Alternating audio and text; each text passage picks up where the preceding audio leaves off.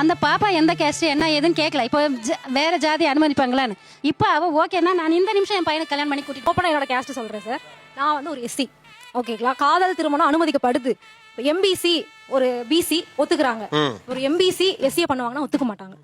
அந்த எஸ்சிலையுமே 3 பிரிவினர் இருக்கு. அதுல இன்னும் எஸ்டி எஸ்சினா கண்டிப்பா ஒத்துக்க மாட்டாங்க. இப்ப அந்த பொண்ணு பட்டியலினத்தை சேர்ந்த ஒரு பெண்ணுன்னு சொல்றாங்க.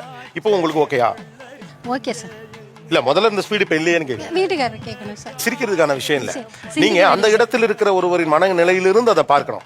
இது என்ன மனப்போக்கு? இப்படியான ஒரு மனப்போக்கு இருக்கிற இடத்துல ஒரு படித்த நவீன பெண் எப்படி வந்து வாழ்வா? பொண்ணு மருமகளாக்கிக்கணும்னா தோணிருச்சு. இப்ப எது உங்களை தடுத்துருச்சு? சொல்ல தெரியல சார். இவங்களுடைய ரியாக்ஷனுக்கு உங்க பதில் என்ன? அது அவங்களோட ஒப்பீனியன், அவ்வளவுதான்.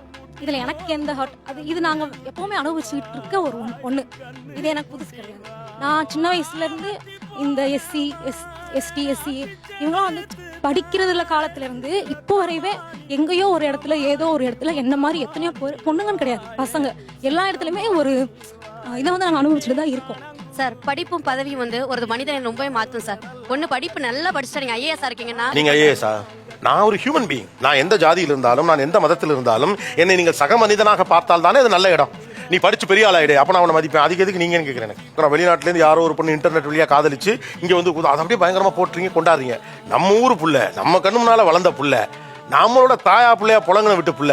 ஆனா அந்த பிள்ளை ஒரு பட்டியலினத்தை சேர்ந்த புள்ள அப்படிங்கிற ஒரு காரணத்திற்காக நீங்க நவந்து வைக்கீங்கன்னா அப்புறம் என்ன வாழ்வியல் சூழல் கரெக்டா இருக்குன்னு அர்த்தம்?